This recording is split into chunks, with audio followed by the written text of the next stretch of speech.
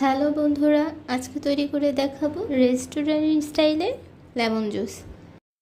আমি 2 গ্লাস পানি নিয়েছি একটা লেবু। ভালো করে রসটা বের করে নিতে হবে। দিয়ে দিতে হবে স্বাদ মতো চিনি। আমি 2 গ্লাসের জন্য 5 চামচ চিনি নিয়েছি। দিয়ে দিতে হবে সামান্য লবণ। দিতে হবে বিট লবণ। সব কিছু ভালো করে মিশিয়ে নেব। এখন শুধু পরিবেশনের পালা।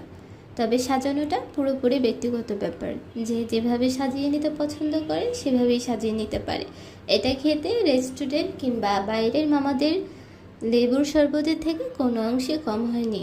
আর এই গরমের সময় এরকম 1 গ্লাস ঠান্ডা লেবুর শরবত আমাদের মন প্রাণকে জোড়ানোর জন্যই যথেষ্ট।